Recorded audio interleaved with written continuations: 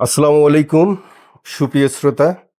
Easy farm BD, বাংলার পানি বাংলার মাটি সফল জীবন গড়ি। এই সফলতাকে সফল করতে আমরা আজকে একটি গরু পালন একজন বৃদ্ধ মায়ের, একজন বিধবা মায়ের একটি বাড়িতে এসেছি। শুধুমাত্র একটি গরু উনি পালন করেন, কারণ ওনার দেখাশোনা করে, ওনার নিজেরই দেখাশোনার মতো কেউ নেই। উনি নিজেই নিজে দেখাশোনা করেন। তার মধ্য থেকে জীবন জীবিকা যেহেতু থেমে থাকে না, তাই তিনি একটি মাত্র গরু দিয়ে তার এই গরু পালন কার্যক্রমটি প্রতিদিন সম্পন্ন করেন। প্রতিদিন সেখানে নিয়মিতভাবে গরুকে খাবার দেন, গরুর ঘর পরিষ্কার করেন। এই যে গরুর যে ময়লা আছে সেগুলো দেখেন বালতিতে তুলে রাখছেন। এই কাজগুলো উনি একাই করেন। তো ওনাকে জাস্ট একটু দেখব, উনি একটু দেখব। তো ওনার বাড়িতে আরও আছে যে একটি মরিচের গাছ দেখেন। আমরা আসলাম যেহেতু, এই মরিচের গাছটির ছবিটা নেই।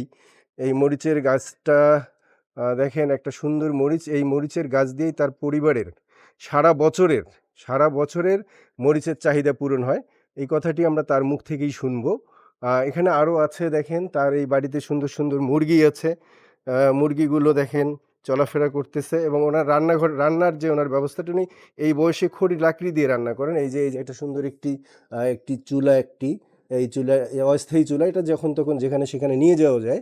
তো এই চুলাতে উনি রান্না করেন। রান্নার সরঞ্জামাদি এখানে আমরা দেখতে পাচ্ছি। চমৎকার উনি।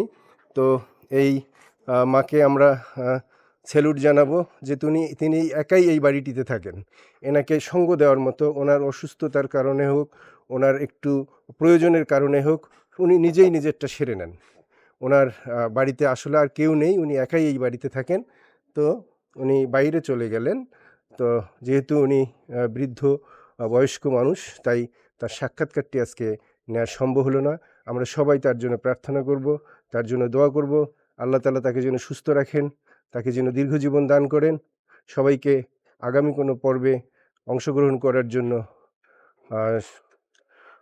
আহ্বান জানাচ্ছি। আজকের পর্বটি এখানেই শেষ করছি। আল্লাহ হাফেজ।